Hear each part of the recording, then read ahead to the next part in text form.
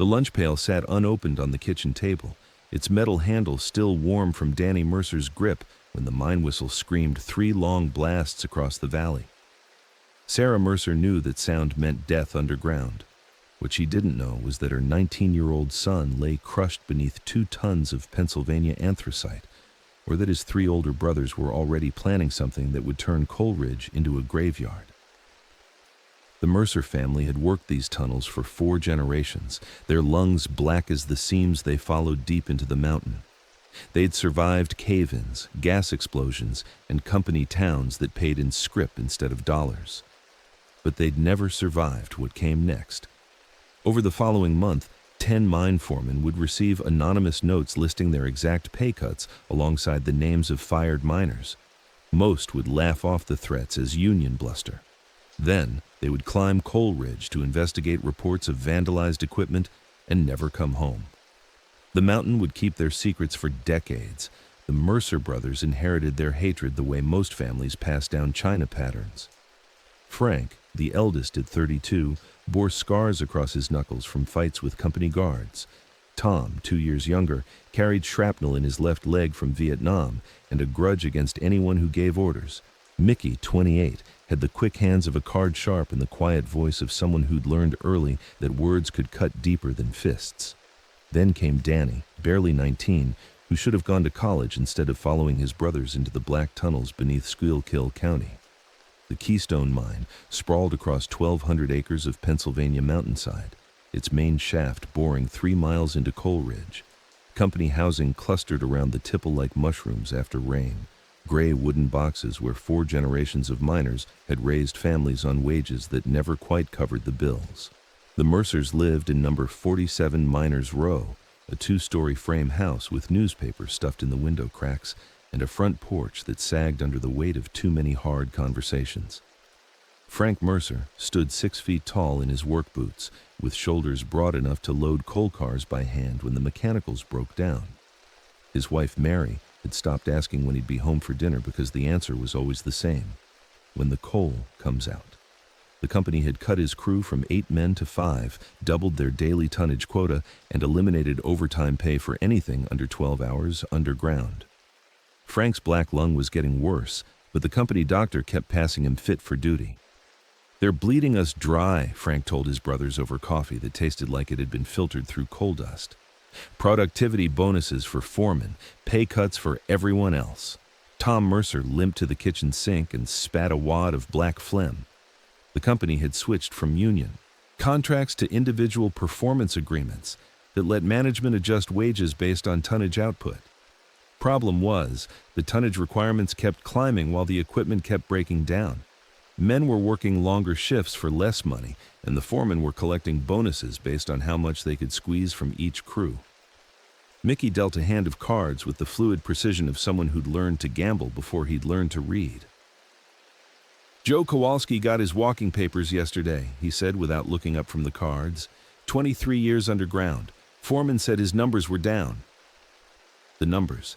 Everything came down to numbers now. Tons per man-hour, cubic feet of rock moved, safety violations per shift. The company hired efficiency experts from Pittsburgh who'd never set foot in a mine, but could calculate exactly how much coal a human body could extract before it gave out. They called it scientific management. The miners called it slavery with a time clock. Danny Mercer was supposed to be different. He'd graduated high school with grades good enough for Penn State, talked about studying engineering, maybe even designing safer mining equipment. Instead, he'd followed his brothers underground because the family needed the money and because Mercer men worked coal. It was the kind of tradition that killed boys before they became men. The first paycheck with the new productivity adjustments arrived on a Friday in September. Frank opened his envelope to find $43 missing from his usual take-home. No explanation, no advance notice.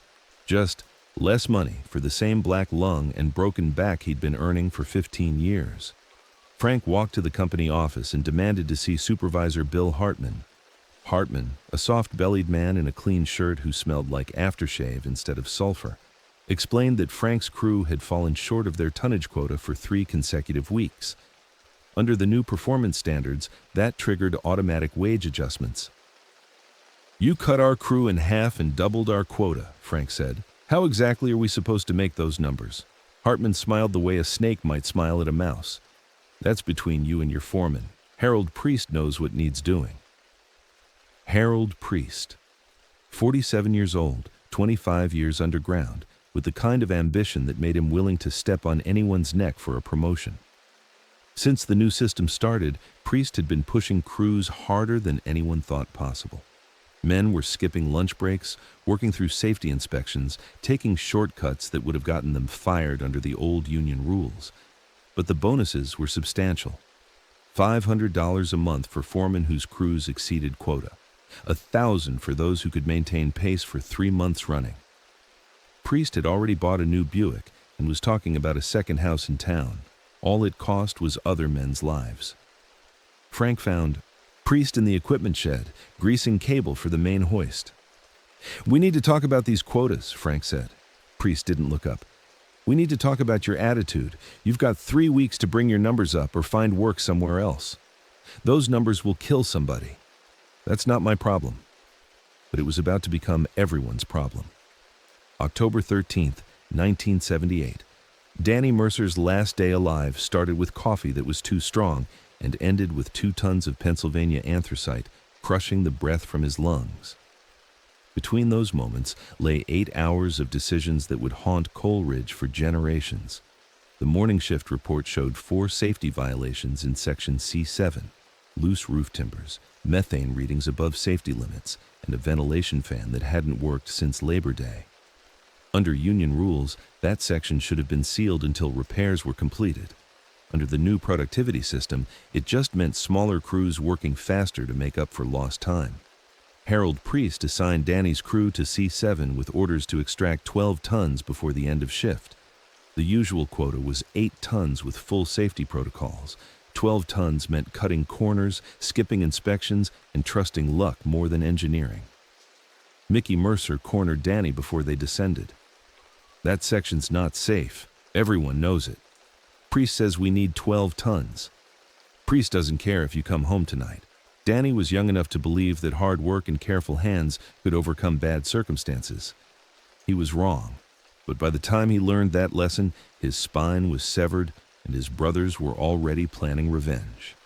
The roof fall happened at 2:47 p.m. according to the company accident report. The support timber cracked under stress, bringing down a cascade of coal and rock that buried Danny Mercer beneath debris that would take 6 hours to clear. The official cause was listed as geological instability compounded by operational factors. The unofficial cause was greed. Frank Mercer rode the cage down to Section C7 and helped dig his youngest brother from the rubble. Danny's lunch pail was crushed flat. His helmet light was still burning.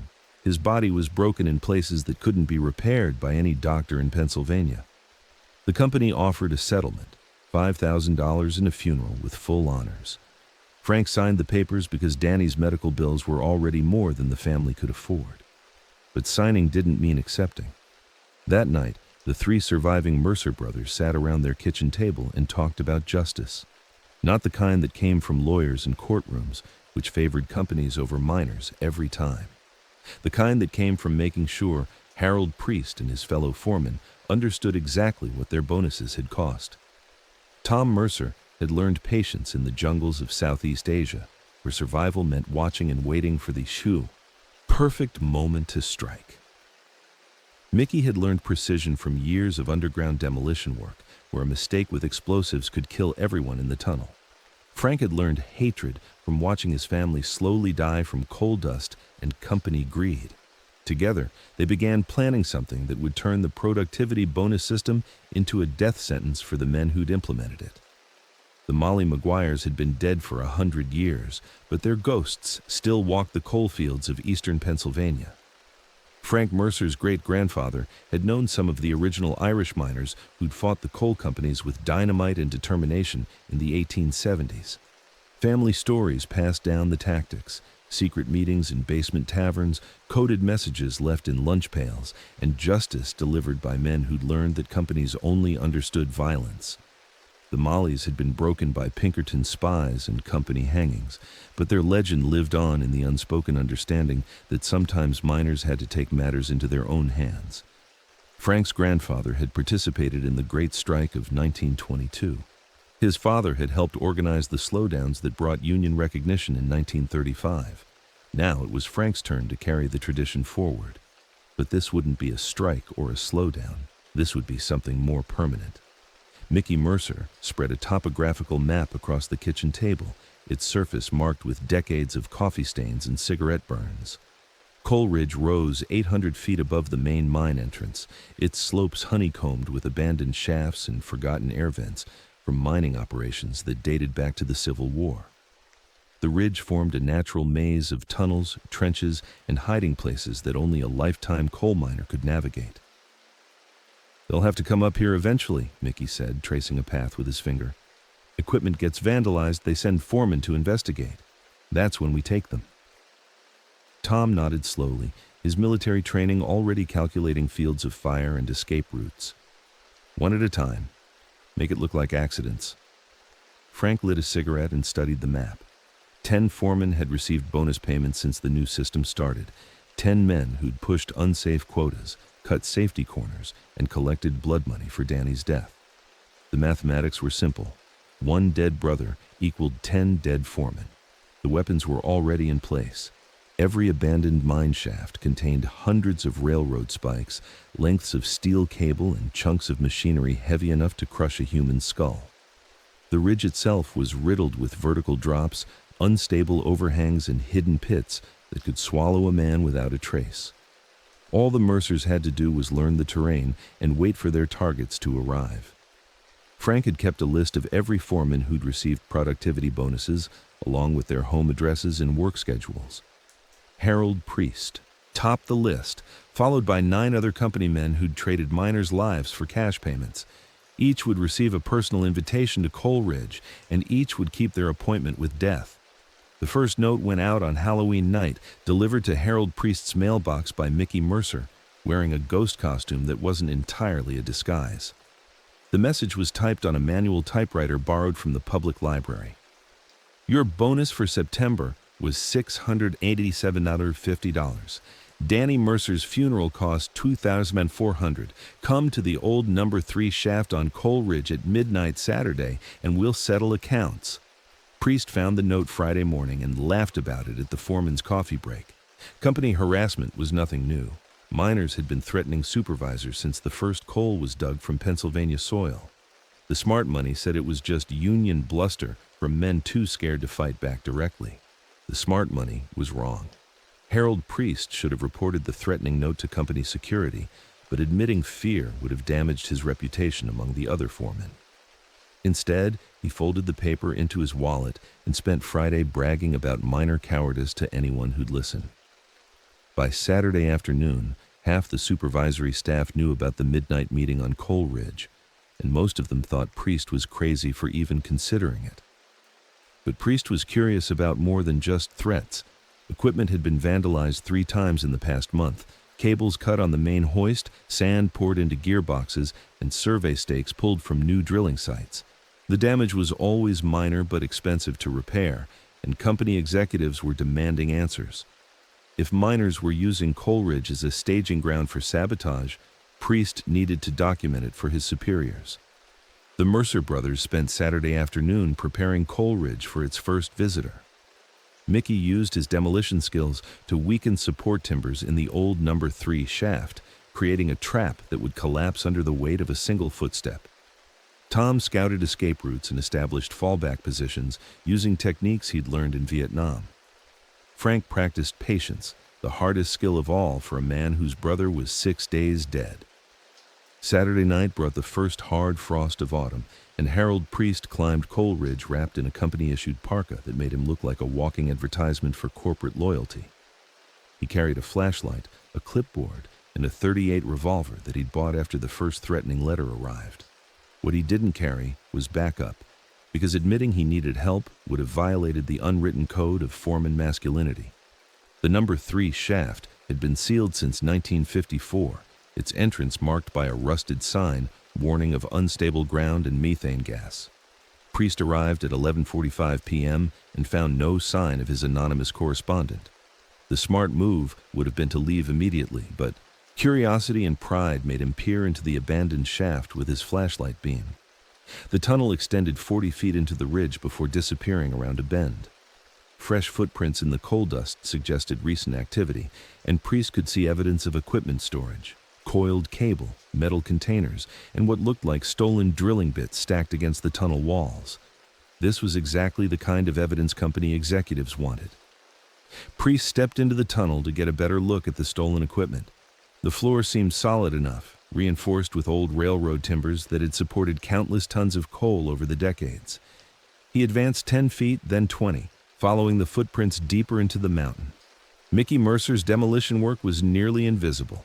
Stress cuts in the support beams, weakened joints that would fail under pressure, and a carefully calculated collapse zone that would bury anyone standing in the wrong place at the wrong time. Priest was standing in exactly the wrong place when he reached for the cable coils. The roof fall lasted 3 seconds. When it ended, Harold Priest was buried beneath half a ton of coal and timber, his company parka torn to shreds, and his clipboard scattered in pieces across the tunnel floor. His .38 revolver lay unfired beneath a chunk of anthracite that had taken 4 men to move when the mine was operational. The Mercer brothers waited until dawn before approaching the collapsed tunnel. Frank verified that Priest was dead, while Tom and Mickey arranged the scene to look like an accident. A curious foreman investigating vandalism had triggered an unstable roof in an abandoned mine. It happened more often than company officials liked to admit. Priest's body was discovered Sunday afternoon by a search party organized by his wife. The county coroner ruled the death accidental, noting that the deceased had entered a known hazardous area without proper safety equipment or backup personnel.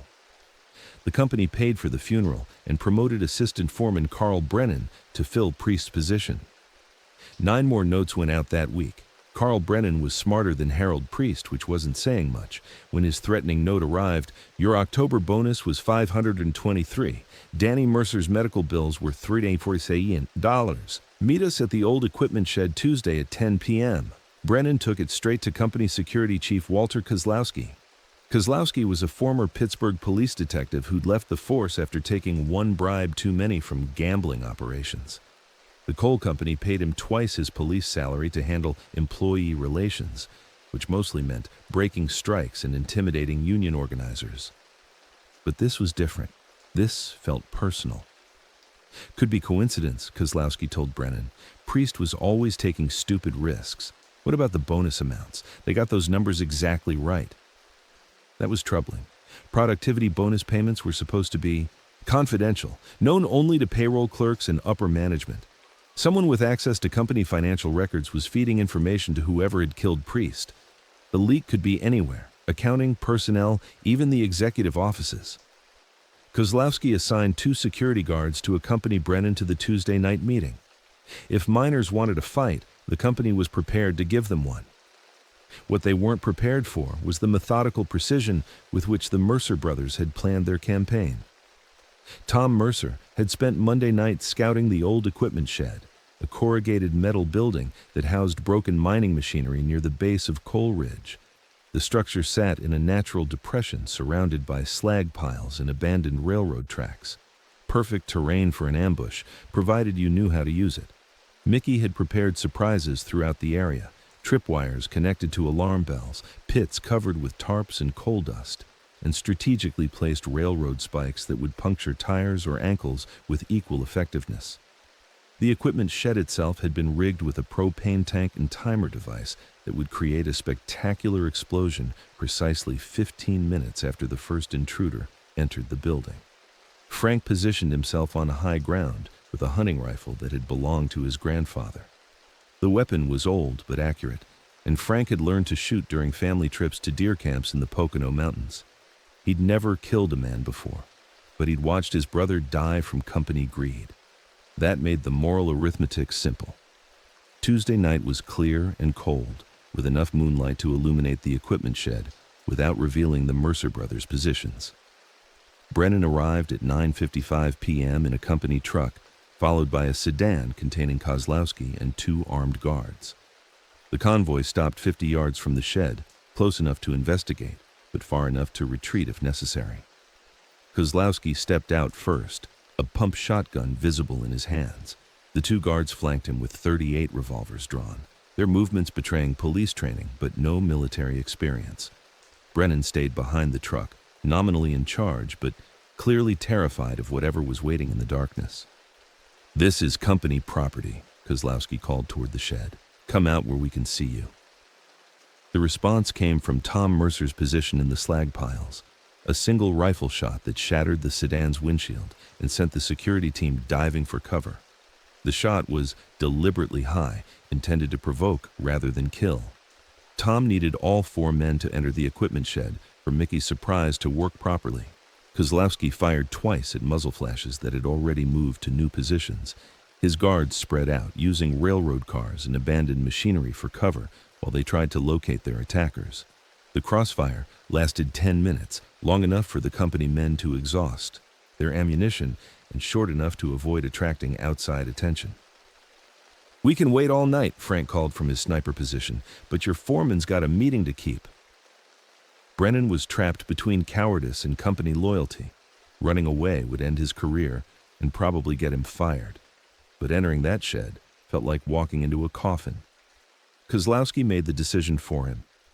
3 men, standard entry formation. I'll take point."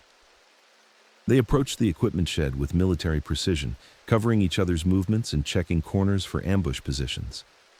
The building appeared empty except for broken conveyor belts and rusted machinery. No sign of miners, no threatening messages, just an empty shed that had seen better decades.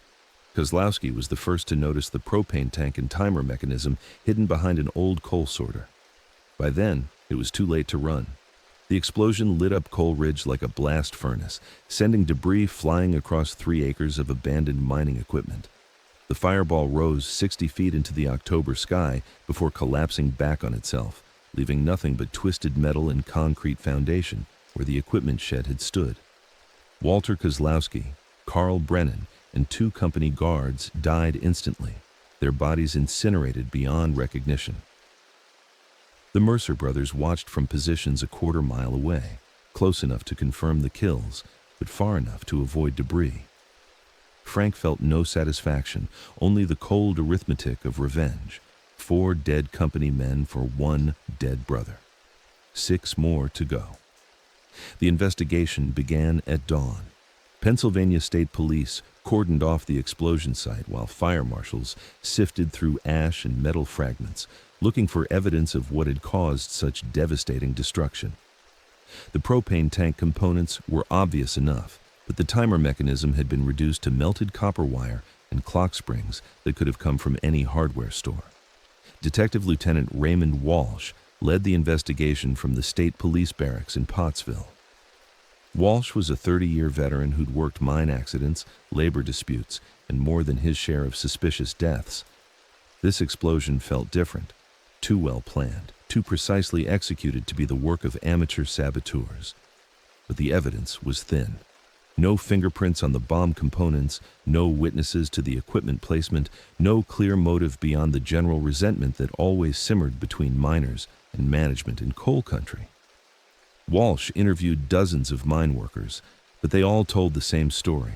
They'd been home with their families, watching television or sleeping off the exhaustion of another 12-hour shift. The Mercer brothers maintained perfect alibis. Frank had been drinking at O'Malley's Tavern until closing time, with 6 witnesses to confirm his presence. Tom had attended a veterans meeting at the American Legion Hall, where he'd played poker until nearly midnight. Mickey had been visiting his girlfriend in the neighboring town of Centralia, staying overnight in a way that half the neighborhood could verify. Company executives demanded answers that Detective Walsh couldn't provide. 4 senior employees were dead, mining operations were disrupted, and worker morale was approaching revolutionary levels.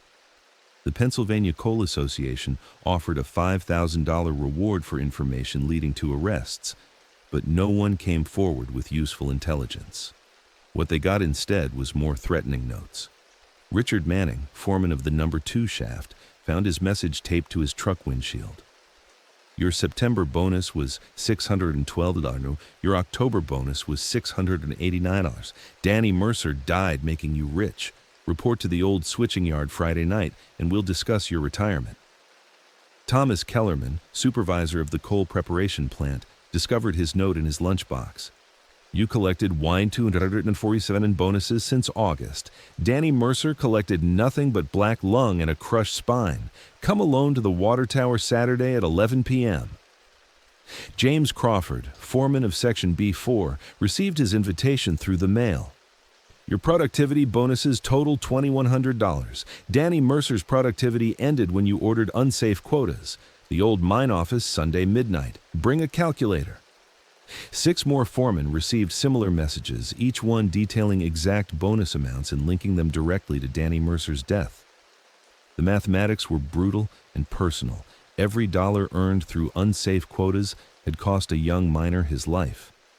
But the most chilling message went to Mine Superintendent Robert Hayes, the company official ultimately responsible for implementing the productivity bonus system. His note was delivered to his home address, placed under his wife's car windshield, where she'd find it first. You approved the system that killed Danny Mercer. Your bonuses total $4,300. His funeral cost $2,400. The difference is what we'll collect from your life insurance. Hayes called an emergency meeting of all supervisory personnel. 17 foremen and shift supervisors gathered in the company conference room, most of them armed and all of them terrified. The explosion had demonstrated that whoever was targeting them possessed sophisticated planning abilities and access to military-grade explosives. These weren't just angry miners making empty threats. We're dealing with terrorists, Hayes announced, domestic extremists who've declared war on legitimate business operations. Frank Mercer sat in the back of the room, his face carefully neutral as he listened to company officials describe him and his brothers as enemies of the American economic system. His own supervisor, Michael Torres, was scheduled to receive a threatening note within the week. Torres had always been decent to his crews, but he'd also collected bonus payments for exceeding quotas that Torres himself knew were impossible to meet safely. The meeting concluded with a decision to hire additional security and request federal assistance from the Bureau of Alcohol, Tobacco, and Firearms. The company would also suspend all productivity bonuses pending resolution of the terrorist threat. It was exactly the kind of company concession that would have prevented Danny Mercer's death if it had come 2 weeks earlier. But 2 weeks earlier, the Mercer brothers had been law-abiding citizens who believed in working within the system. Now, they were something else entirely. ATF Special Agent Victoria Santos arrived in Pottsville on Thursday morning, carrying a briefcase full of photographs from domestic terrorism cases and a mandate to prevent Coal Ridge from becoming another Oklahoma City. Santos was a 15-year veteran who'd investigated mine explosions from West Virginia to Montana, but she'd never encountered anything quite like the systematic targeting of mining supervisors.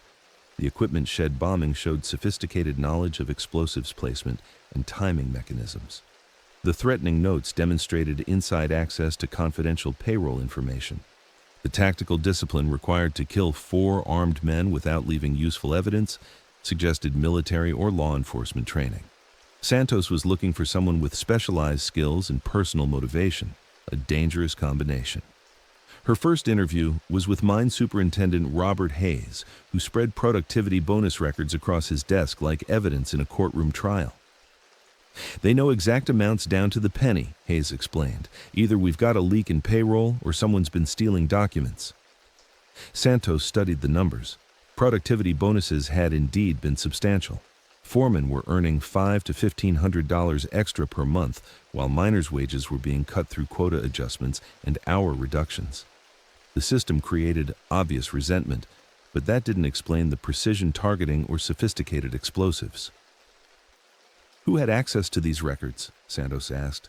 Payroll clerk, my secretary, the 3 shift supervisors, and myself. Maybe the company accountant in Pittsburgh.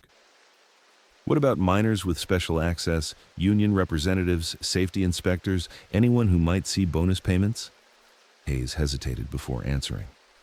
Frank Mercer serves on the safety committee. He reviews production reports every month.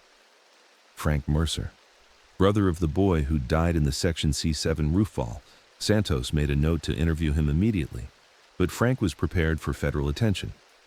When Santos knocked on the door of 47 Miners Row, she found a man who seemed genuinely puzzled by questions about explosives and threatening letters.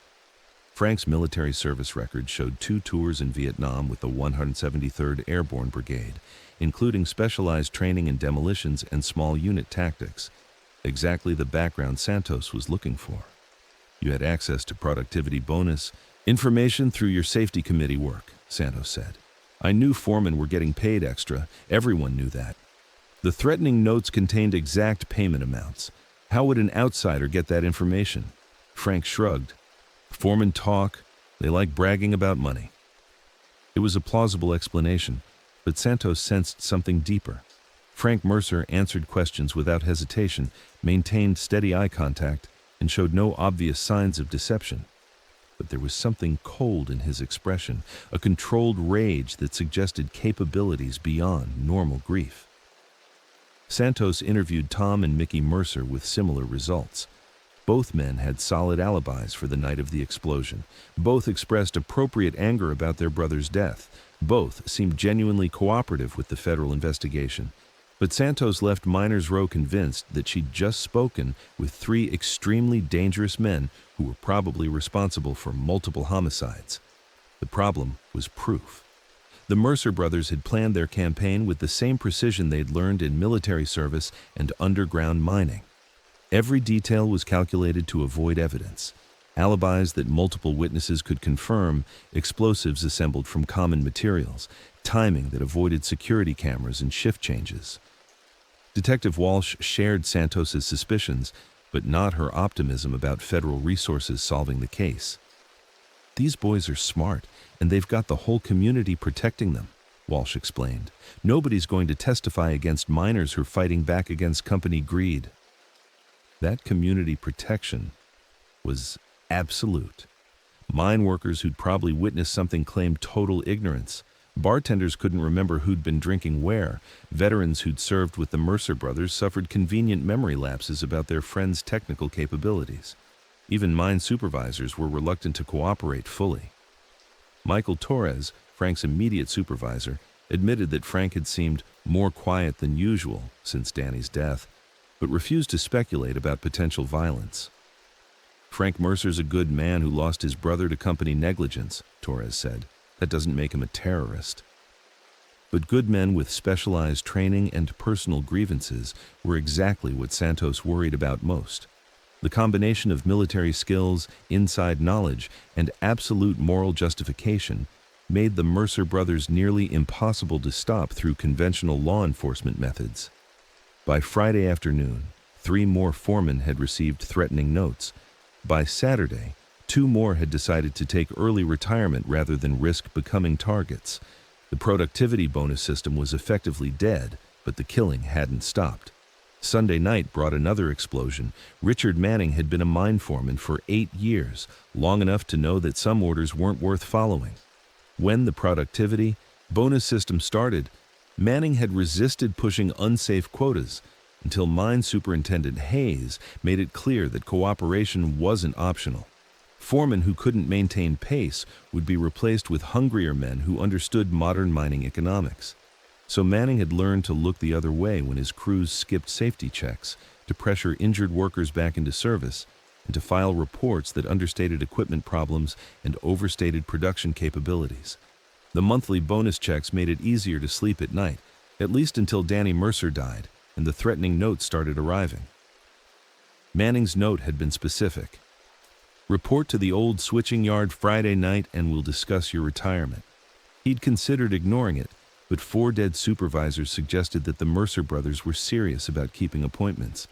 Instead, Manning called Detective Walsh and volunteered to serve as bait for a trap operation.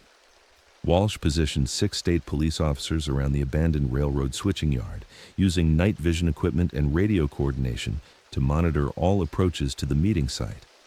Manning would wear a wire and try to provoke his attackers into making incriminating statements before backup officers moved in for arrests. The switching yard occupied 10 acres of rusted rails and abandoned train cars on the south side of Coal Ridge. Pennsylvania Railroad had used it for coal transport until the 1960s, when trucking became cheaper than rail freight. Now, it served as a monument to economic change and a perfect location for an ambush. Manning arrived at 10:45 p.m. in a company pickup truck, his hands shaking enough that he needed 3 tries to light his cigarette. The wire taped to his chest felt obvious as a neon sign, and he was certain that anyone watching could see the state police officers hidden among the railroad cars. Tom Mercer had been watching those officers for 2 hours. The Mercer brothers had anticipated police involvement from the moment they had started sending threatening notes. Tom's military experience included counter-surveillance training, and he'd easily spotted the law enforcement vehicles staging 2 miles from the switching yard. Rather than abort the operation, the brothers had decided to proceed with modifications. Mickey had spent the afternoon rigging explosives throughout the switching yard, charges under railroad cars, timers connected to signal lights, and a massive device hidden in the old switching tower that would bring down the entire structure. If the police wanted a confrontation, they'd get one that nobody would survive.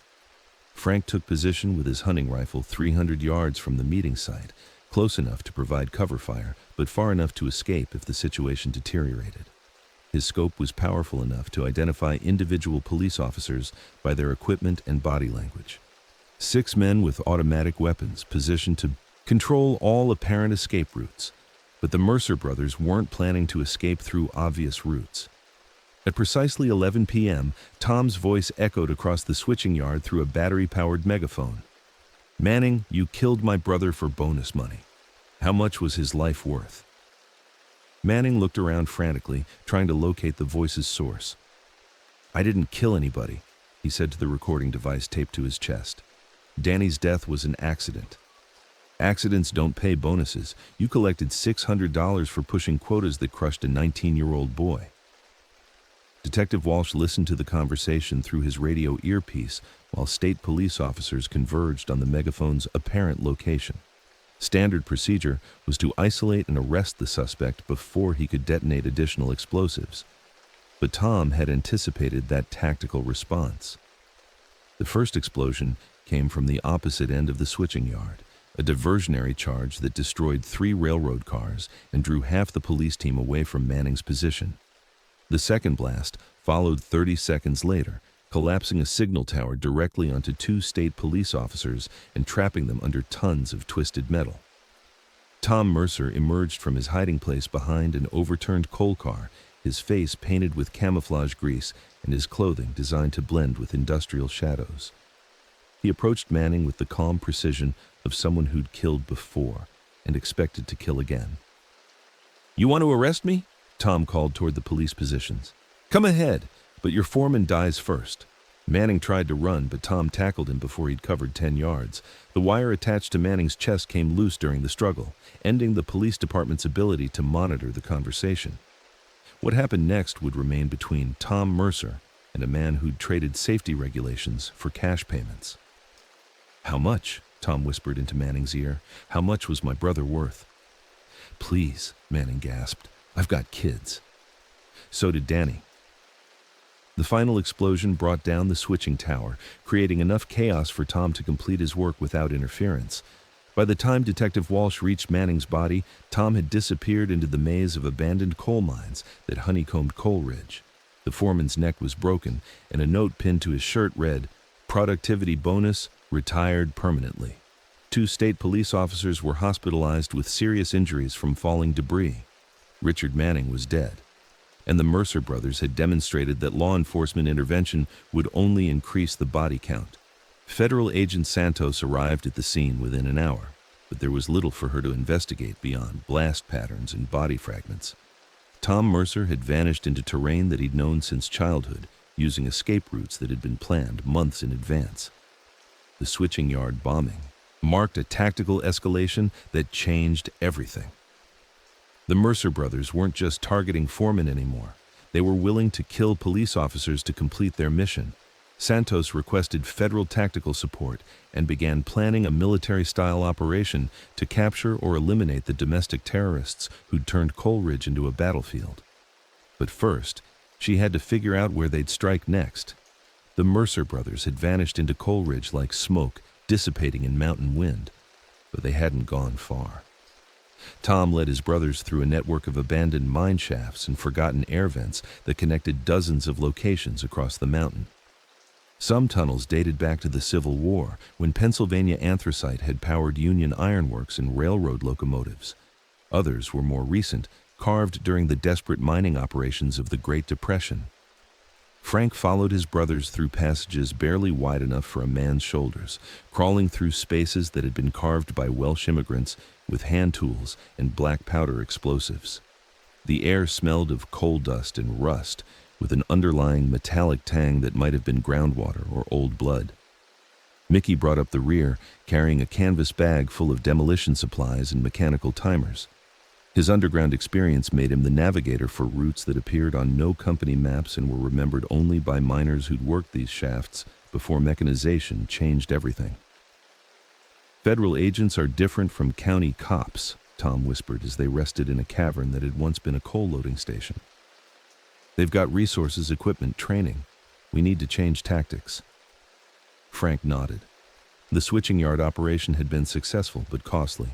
2 police officers in the hospital meant increased federal attention and possible military involvement. The Mercer brothers were skilled, but they weren't equipped to fight the United States Army. "How many more?" Frank asked. Mickey consulted a handwritten list of productivity bonus recipients. 6 foremen, plus Superintendent Hayes and payroll supervisor Williams, 8 total. 8 more men responsible for implementing the system that had killed Danny Mercer. Frank studied the list by flashlight, memorizing names and bonus amounts with the precision of someone keeping score in a deadly game. Thomas Kellerman, 147 in bonuses since August. James Crawford, 2,100 in productivity payments. Michael Torres, 1,150 sellers for exceeding quotas. Douglas Brennan, 1987 seller for maintaining pace.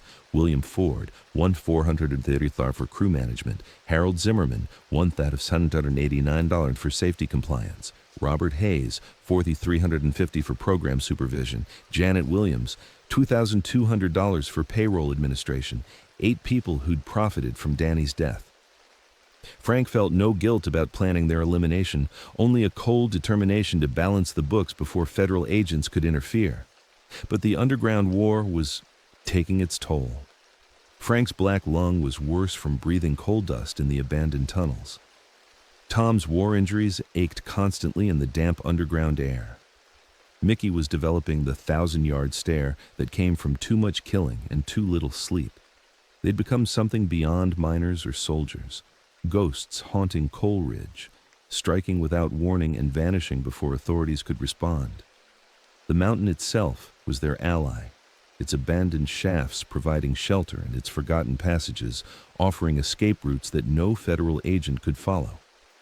Above ground, Special Agent Santos was assembling the largest domestic terrorism task force in Pennsylvania history.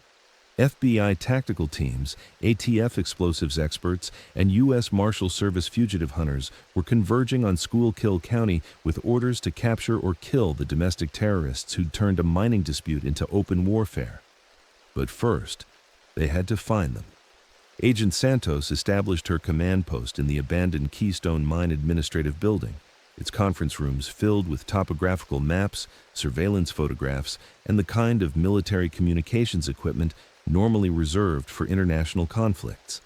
The federal task force included 43 agents from 6 different agencies, all focused on capturing 3 coal miners who'd somehow evaded the largest manhunt in Pennsylvania state history. The FBI Behavioral Analysis Unit had developed profiles suggesting that the Mercer brothers were operating with military precision but personal motivation. Their attacks targeted specific individuals who directly benefited from Danny Mercer's death, and their tactical methods showed sophisticated planning combined with intimate knowledge of local terrain. "They're not trying to overthrow the government," FBI profiler Dr. Rebecca Stone explained. "They're settling a family debt. That makes them predictable but also more dangerous." Santos studied aerial photographs of Coal Ridge, its surface marked with dozens of abandoned mine openings and ventilation shafts.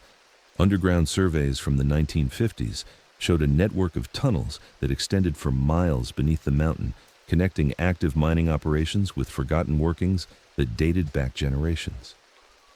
How many ways in and out? Santos asked the mine engineer who'd provided the surveys. Officially, 12 sealed entrances plus the main shaft. Unofficially, the engineer shrugged.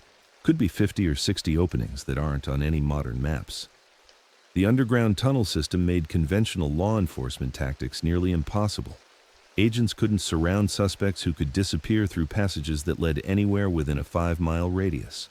Nor could they predict where the next attack would occur when the Mercer brothers could emerge from hidden openings throughout the county. Detective Walsh had worked coal country long enough to understand the tactical problem. These boys know every inch of that mountain, he told Santos. Their father worked those tunnels. Their grandfather probably helped dig some of them. You're not going to catch them with outside agents who need maps to find their way around. But Santos had resources that local law enforcement couldn't match. Thermal imaging helicopters that could detect body heat through rock and soil. Seismic monitoring equipment that could track movement through abandoned tunnels. Electronic surveillance devices that could be planted throughout the underground network to monitor communications and movement. The technology was impressive but useless against opponents who'd learned fieldcraft from military service and underground navigation from generations of family tradition. The Mercer brothers moved through Coal Ridge like fish swimming through familiar waters, invisible to federal sensors and immune to conventional pursuit. Thursday morning brought confirmation that high-tech surveillance couldn't replace local knowledge. Thermal imaging detected 3 heat signatures moving through tunnels beneath the mountain, and tactical teams rappelled into the old number 7 shaft to intercept them. What they found were 3 homeless miners who'd been living in the abandoned workings since losing their jobs in the latest round of company layoffs. The false alarm cost Santos 12 hours and considerable credibility with local authorities. Worse, it demonstrated that the federal task force didn't understand the human geography of coal country, where unemployed miners might take shelter in abandoned tunnels, and federal agents were viewed with suspicion bordering on hostility. Friday afternoon produced better intelligence. Janet Williams, the payroll supervisor who'd calculated productivity bonus payments, had received a threatening note that provided specific tactical intelligence.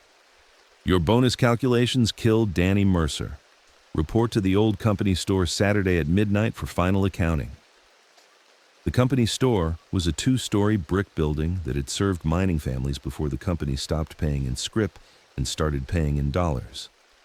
Located in the valley between Coal Ridge and the active mining operations, the store sat at the intersection of several access roads and offered limited escape routes. Perfect for a trap operation, provided the federal agents could position themselves without being detected. Santos spent Friday evening planning an operation that would use overwhelming force to capture or eliminate the domestic terrorists who'd made Coal Ridge their battlefield. 40 federal agents, night vision equipment, and standing orders to shoot first if anyone appeared to be carrying explosives. The Mercer brothers were planning their own overwhelming force demonstration. Janet Williams had calculated productivity bonus payments with the same precision she used to balance her personal checkbook. Every foreman's monthly earnings, every crew's quota, adjustments, every miner's wage reduction. All of it flowed through her computer terminal in neat columns that reduced human suffering to mathematical formulas. Williams knew exactly how much money Harold Priest had earned from pushing unsafe quotas. She knew exactly how much Richard Manning had collected for cutting crew sizes. She knew exactly how many dollars the company had saved by eliminating overtime payments and safety inspections. The mathematics were brutal and personal. Danny Mercer had died to improve quarterly profit margins. But Williams had never expected to become a target herself. She was payroll administration, not mine management. She calculated payments, but didn't set policies. Her threatening note felt like a mistake, a case of mistaken identity in a war between miners and their immediate supervisors. Detective Walsh explained otherwise when he interviewed her Friday afternoon. The bonus system required someone with access to payroll records and authority to make wage adjustments, Walsh said. That's you. Williams protested that she'd only followed orders from Mine Superintendent Hayes, but Walsh wasn't interested in corporate chain of command. The federal task force needed bait for a trap operation, and Williams was the only remaining target who'd agreed to cooperate with law enforcement. We'll have 40 agents positioned around the company store, Agent Santos assured her. Military-grade equipment, night vision, tactical support, nothing's going to happen to you. But Williams had seen 4 foremen die in explosions and 1 killed in hand-to-hand combat. Federal promises felt inadequate against opponents who demonstrated sophisticated planning abilities and absolute determination to complete their mission. Saturday night was cold and clear, with enough moonlight to illuminate the abandoned company store without revealing the federal agents positioned throughout the surrounding area. Santos had deployed her forces in overlapping fields of fire, snipers on nearby rooftops, tactical teams hidden behind vehicles and outbuildings, and a rapid response unit staged half a mile away for backup support. Williams arrived at the store at 11:50 p.m., her hands shaking enough that she needed help from Agent Santos to attach the recording equipment that would monitor her conversation with the terrorists. The company store's main floor was empty except for old display cases and cash registers that hadn't been used since the 1960s. Upstairs, the former company offices contained desks and filing cabinets that still held employment records from miners who'd retired decades earlier. Mickey Mercer had spent Friday night rigging the building with enough explosives to level everything within a 100-yard radius. The device wasn't designed to kill Williams or capture federal agents. It was designed to eliminate the largest concentration of law enforcement personnel that would ever be assembled in one location. Precisely midnight, Mickey's voice echoed through the store's public address system, which still functioned despite decades of abandonment. "Janet Williams, you calculated the blood money that killed my brother." Williams looked around frantically, trying to locate hidden speakers or surveillance equipment. The recording device taped to her chest picked up every word for federal agents monitoring the conversation from their concealed positions. "I just processed paperwork," Williams said. "I didn't make policy decisions." "You knew the bonus system was killing miners. You calculated exactly how much their lives were worth." Agent Santos listened through her radio earpiece while coordinating tactical teams toward the building's main entrance. The voice seemed to be coming from the upstairs offices, probably transmitted through the old intercom system. Standard procedure was to isolate the terrorist and demand surrender before attempting arrest. But Mickey Mercer wasn't in the upstairs offices. He was 300 yards away, speaking through a portable radio transmitter while watching federal agents surround a building that contained enough explosives to crater the foundation and everyone standing on it. "You want justice?" Mickey's voice continued through the speakers. "Let's discuss the exact mathematics of what you've done." Williams tried to respond, but her voice caught in her throat as she noticed wire leading from the building's electrical system to devices that definitely weren't original company store equipment. The recording device on her chest transmitted her growing panic to federal agents who were themselves beginning to realize that they'd walked into a perfectly designed trap. Santos ordered immediate evacuation, but 43 federal agents couldn't withdraw from concealed positions without exposing themselves to sniper fire from the surrounding hills. She had perhaps 90 seconds to choose between advancing into an obviously rigged building or retreating under fire from opponents who controlled the high ground. Mickey Mercer made the choice for her by detonating a demonstration charge that destroyed a parked federal vehicle and illuminated the entire area with burning gasoline. The explosion demonstrated both the Mercer brothers' tactical capabilities and their willingness to escalate beyond any level that federal law enforcement was prepared to match. "Withdraw immediately," Santos ordered through her radio. "All units, tactical withdrawal to staging area." But the Mercer brothers had spent 3 weeks preparing Coleridge for exactly this kind of federal operation. Tom opened fire with his hunting rifle from positions that had been pre-sighted for maximum coverage of the company store area. Frank detonated charges that blocked the main access road and trapped federal vehicles in the engagement zone. The gunfight lasted 12 minutes and ended with 6 federal agents wounded, 4 vehicles destroyed, and the complete tactical withdrawal of the largest domestic terrorism task force in Pennsylvania history. Janet Williams died in the company store explosion, along with 2 ATF agents who'd been too close to the building when Mickey triggered the main device. By dawn, the Mercer brothers had again vanished into the underground tunnel system, leaving behind smoking wreckage and the clear message that Coleridge belonged to them until their mission was complete.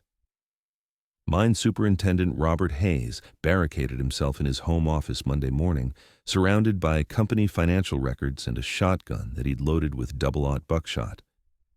His wife and children had been evacuated to her sister's house in Philadelphia, leaving Hayes alone with the knowledge that he was the primary target in a war that had already claimed 8 lives and defeated a federal task force. Hayes reviewed the productivity bonus records with the obsessive attention of someone calculating his own death sentence.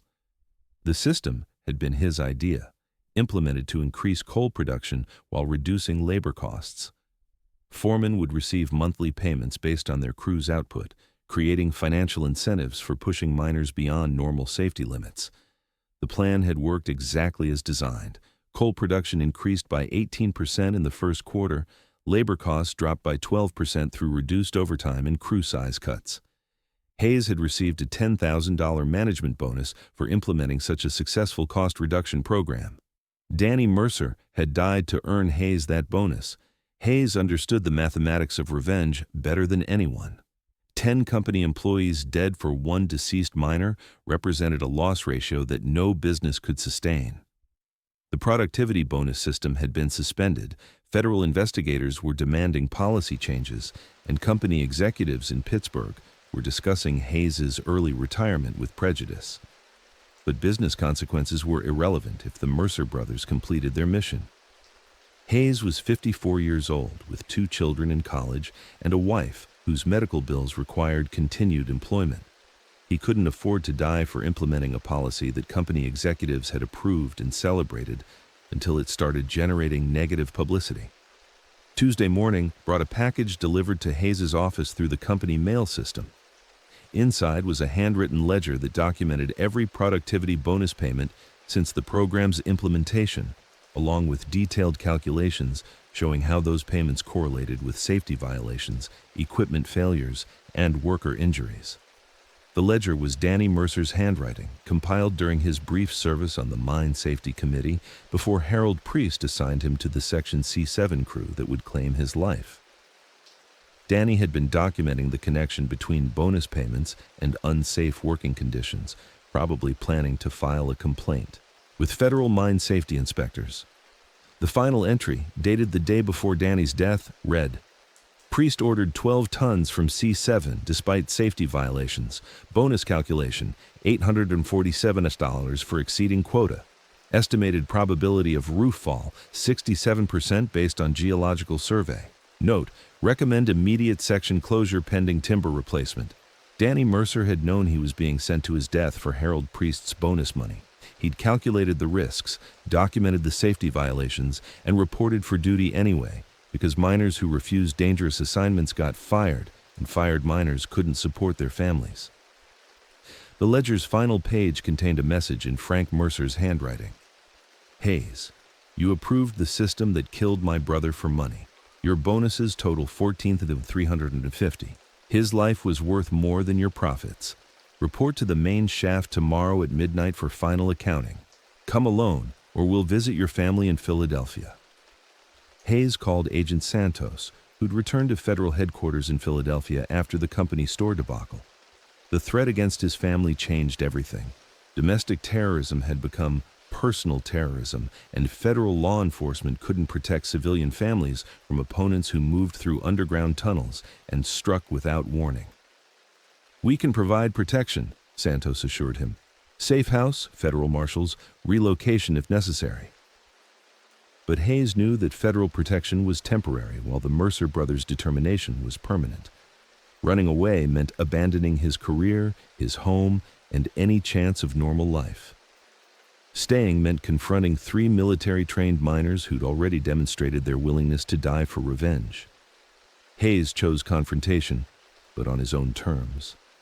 Wednesday night, he drove to the main mine shaft carrying Danny Mercer's safety ledger and a briefcase full of cash, the exact amount of his productivity bonuses, plus interest, plus enough additional money to compensate the Mercer family for their loss.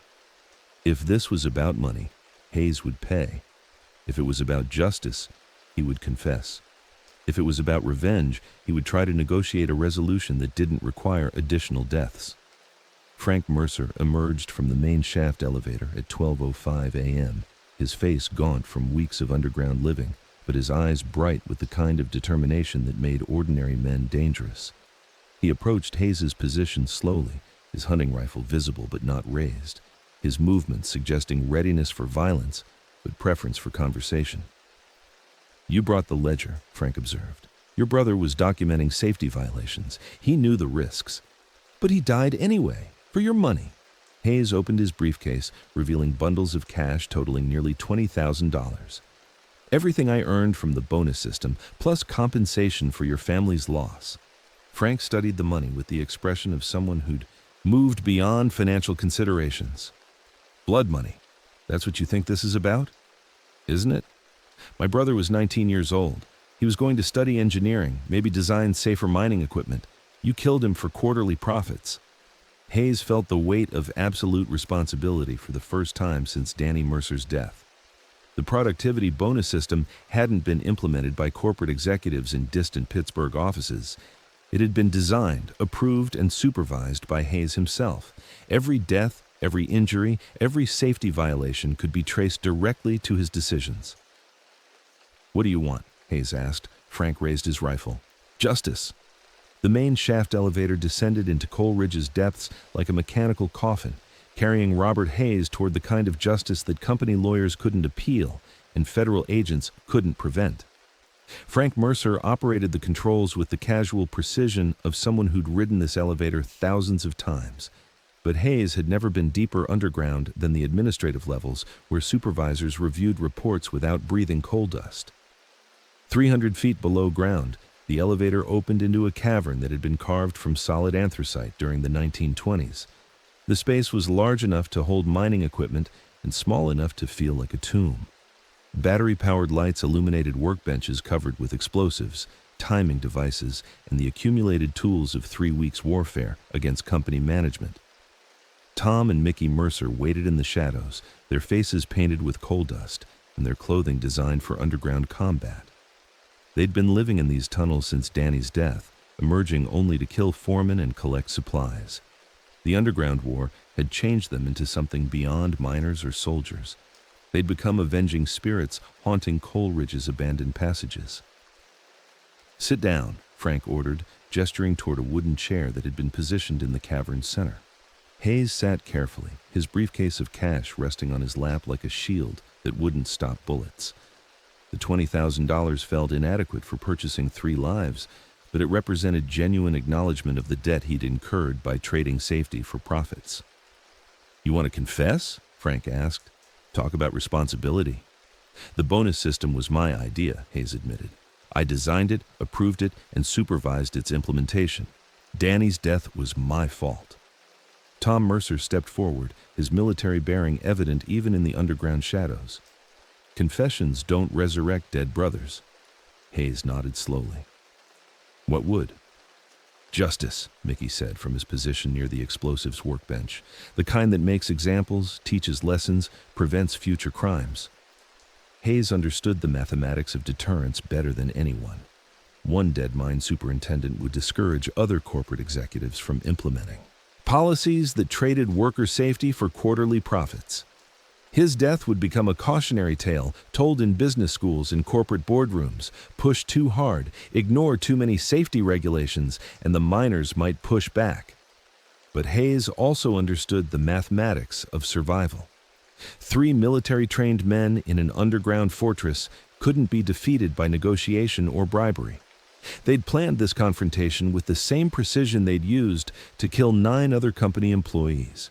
His only hope was convincing them that his death would cost more than his life was worth. "Federal agents are watching my house," Hayes said. "My family knows I'm here. If I disappear, they'll tear apart this mountain looking for my body." Frank smiled without humor. "They can look. Doesn't mean they'll find anything." Hayes opened his briefcase and removed Danny Mercer's safety ledger. "Your brother documented everything. Safety violations, equipment failures, the correlation between bonus payments and worker injuries. This evidence could shut down the bonus system permanently, prevent other miners from dying the way Danny died." "Could," Tom emphasized, "but only if someone's alive to present it to federal investigators."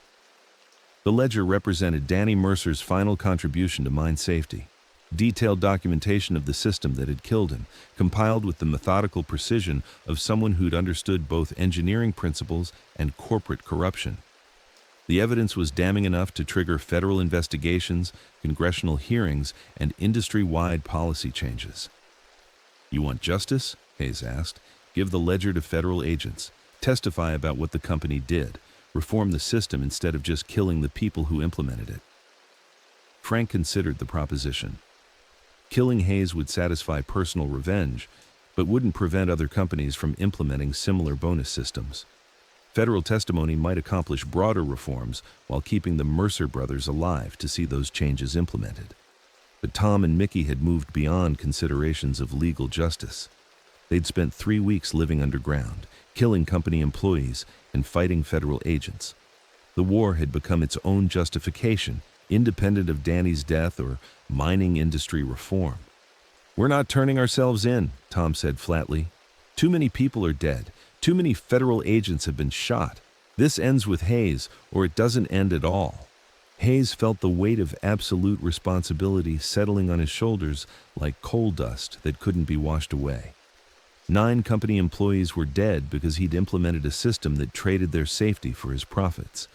Federal agents were wounded because his policies had driven the Mercer brothers to violence. The war would continue until someone paid the ultimate price. "How?" Hayes asked. Frank raised his rifle. "Like Danny, crushed by the weight of your own decisions, Robert." Hayes died the way 19th century miners had died, buried alive beneath Pennsylvania anthracite, his body compressed by geological forces that turned human flesh into coal dust and broken bone. The Mercer brothers used shape charges to collapse a section of tunnel directly above Hayes's position, creating a controlled cave-in that would leave no trace for federal investigators to discover. The technique was called mountain justice in coal country folklore, letting the earth itself pronounce judgment on men who'd violated the sacred trust between miners and management.